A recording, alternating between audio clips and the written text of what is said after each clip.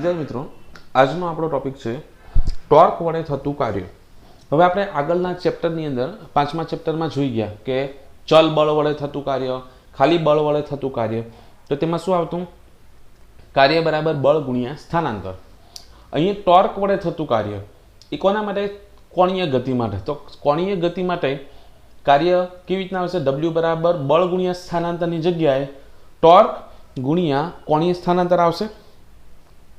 એના માટે આપણે એક આકૃતિની મદદથી સમજીએ કે આકૃતિમાં દર્શાવ્યા મુજબ કોઈ એક સ્થિર ઝેડ અક્ષને અનુરૂપ ઓમેગા જેટલી કોણીય ઝડપથી એક પદાર્થ ચાક ગતિ કરે છે અને આ જે ઝેડ અક્ષ છે તે તેના એક્સ ડેશ વાય ડેશ સમતલ ખરું તે અહીંયા દર્શાવેલ છે। આ સમતલ સામેથી જો તો આવું દેખાય અને ઉપરથી જો તો તમને આવું દેખાશે। આ સમતલની અંદર એ ચાક ગતિ કરે છે। આ એક્સ ડેશ વાય ડેશ અને તેને લંબ રૂપે ઝેડ અક્ષ છે અને આ રીતના એ વિષમઘડી દિશામાં ભ્રમણ કરે છે। એટલે આ બંને આકૃતિ એક જ છે।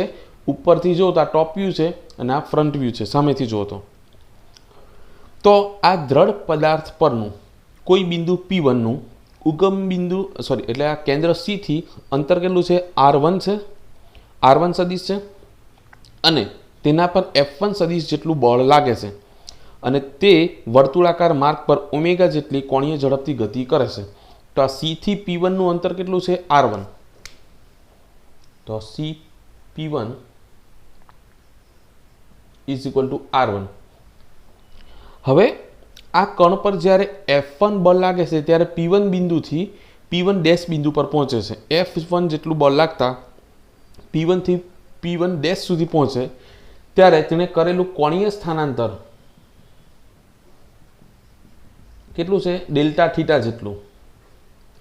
અને ડેલ્ટા થીટા એટલે ખૂણો છે, આટલો ખૂણો, અહીંયાથી આટલો ખૂણો અંતર છે કેટલો? P1 C P1 dash is equal two ખૂણો P1 C P1 ડેશ અને તેને કરેલું રેખીય સ્થાનાંતર કેટલું છે? ડેલ્ટા S જેટલું। રેખીય સ્થાનાંતર ડેલ્ટા S1। હવે આ સ્થાનાંતર કેવી રીતે શોધાય? ખૂણો બરાબર ચાપના છેદમાં ત્રિજ્યા। તો ખૂણો ડેલ્ટા થીટા બરાબર ચાપ ડેલ્ટા S1 છેદમાં ત્રિજ્યા એટલે R1। તો ડેલ્ટા S1 ને હું કરતા બનાવતા આ ઉપર જશે તો delta S1 is equal two શું થશે? R1 into delta theta. ચાલો હવે કોણીય સ્થાનાંતર અને રેખીય સ્થાનાંતર મળી ગયા। હવે આ જે અહીંયાથી અહીંયા સુધી જાય છે તેના માટે સમય કેટલો લાગે છે? ડેલ્ટા ટી જેટલો, કે ડેલ્ટા ટી સમયમાં એ ડેલ્ટા થીટા જેટલું કોણીય સ્થાનાંતર કરે છે, બરાબર। અને તેના પર લાગતું બળ કેટલું હતું? F1। તો આ બળને કારણે આ રેખીય ગતિ કરે છે તો થતું કાર્ય, રેખીય ગતિનું કાર્ય W સૂક્ષ્મ કાર્ય છે એટલે dW1 ઇઝ ઇક્વલ ટુ શું થાય? કાર્ય બરાબર બળ ગુણ્યા સ્થાનાંતર। તો બળ F1 સદિશ ગુણ્યા સ્થાનાંતર ડેલ્ટા S1 સદિશ। હવે આકૃતિ પરથી જોઈ શકો કે આ સ્થાન સદિશ છે R સદિશ અને આ બળ, તો R અને F એ બે વચ્ચેનો ખૂણો કેટલો છે? α1 તથા હવે આ જે રેખીય સ્થાનાંતર કરશે તે સ્થાનાંતર કઈ દિશામાં છે? સ્પર્શકની દિશામાં। તો આ સ્થાનાંતર અને આ બળ F એ બે વચ્ચેનો ખૂણો φ1 છે અને R અને F વચ્ચેનો ખૂણો કેટલો છે? α1। અને તમે જોઈ શકો કે આ બંને એકબીજાને કેવા છે? આ R ની દિશા અને સ્થાનાંતર દિશા એકબીજાને લંબ, એટલે આ બે ખૂણાનો સરવાળો કેટલો થાય? 90 થશે। હવે આ બેનો અદિશ ગુણાકાર, તો પહેલાનું મૂલ્ય બીજાનું મૂલ્ય ઇન્ટુ cos થીટા આવશે। તો પહેલાનું મૂલ્ય F1 બીજાનું મૂલ્ય delta S1 into cos theta. Theta એટલે આ બે વચ્ચેનો ખૂણો F અને ડેલ્ટા S। તો F અને ડેલ્ટા S વચ્ચે ખૂણો કેટલો છે? φ1। આટલો થયો। હવે F1 ઇન્ટુ ડેલ્ટા S ની કિંમત R1 ડેલ્ટા થીટા અને cos। હવે અહીંયા આપણને ખબર છે કે આ બે ખૂણાનો સરવાળો 90 થાય એટલે φ1 plus α1 is equal to 90 degree. માટે φ1 ને કરતા બનાવો તો આલ્ફા બિલ બાજુ જાય તો માઇનસ, એટલે 90 માઇનસ α1 એવું થાય। ચાલો આટલી વસ્તુ મળી। હવે આ ડેલ્ટા dW1 ની કિંમત આપણને મળી ગઈ। હવે આપણે શું શોધવાનું છે? આ રેખીય ગતિ માટે શું મળી ગયું? કાર્ય। હવે આપણે ચાક ગતિ માટે કાર્ય શોધવાનું છે। તો ઉગમ બિંદુની સાપેક્ષે F1 સદિશ જે બળ લગાડે છે તો તેના લીધે ઉદ્ભવતું ટોર્ક કેટલું? હવે આપણને ખબર છે કે ટોર્ક શોધવો હોય એટલે કે ટોર્ક શોધવો હોય તો તમારે સંદર્ભ બિંદુનો ઉલ્લેખ કરવો પડતો. સંદર્ભ બિંદુ કયું લેવાનું છે? સી. તો ઉગમ બિંદુની સાપેક્ષે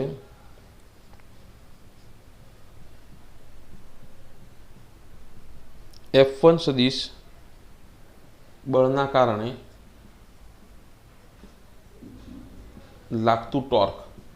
કેમ ઉગમ બિંદુની જરૂર પડે? કેમ કે ઉગમ બિંદુથી લંબ અંતરની જરૂર પડશે. તો સીની સાપેક્ષે સ્થાન સદિશ કયો છે? આર સદિશ. અને આ બળ કયો છે? એફ સદિશ. તો ટોર્કનું સૂત્ર શું આવશે? ટાઉ સદિશ ઇઝ ઇક્વલ ટુ ટાઉ બરાબર આર સદિશ ક્રોસ એફ સદિશ. હવે આ ઉગમ બિંદુ ઓ છે, સોરી, આપણું આ ઓની સાપેક્ષે શોધવાનું છે. તો ઓની સાપેક્ષે આ P1 નો સ્થાન સદિશ કયો છે? આર્ય ઓપી સદિશ. તો ઓ P1 સદિશ ક્રોસ F1 સદિશ થશે. Tau is equal to R સદિશ ક્રોસ એફ સદિશ. તો આર સદિશ એટલે આ સ્થાન સદિશ, ઓપી સદિશ અને એફ કયો હતો? F1 સદિશ હતો. હવે આ આકૃતિ પરથી તમે જોઈ શકો એક ઉપર સદિશ છે, પછી આ બીજો સદિશ છે. તો આ બે સદિશ છે, ઓસી સદિશ અને CP1 સદિશ. આ બે સદિશનું ત્રિકોણની રીતે તમે પરિણામી સદિશ શોધો. આ પહેલો સદિશ, આ બીજો સદિશ. તો પરિણામ સદિશ એટલે પહેલાનું પૂછ અને છેલ્લાનું શીર્ષ થશે. એટલે કે આ અને આ તેનો પરિણામી કયો મળે? ઓપી સદિશ.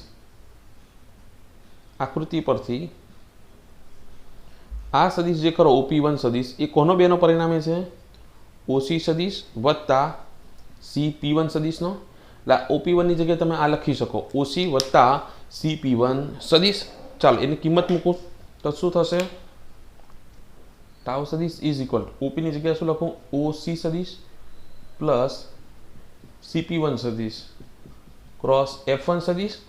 હવે ક્રોસ એટલે આ બંને સાથે ગુણાશે એટલે ઓસી સદિશ ક્રોસ F1 સદિશ વત્તા વત્તા હોય તો વત્તા CP1 સદિશ ક્રોસ F1 સદિશ. હવે ઓસી સદિશ એ કઈ દિશામાં છે? ઉપર તરફ અક્ષની દિશામાં છે.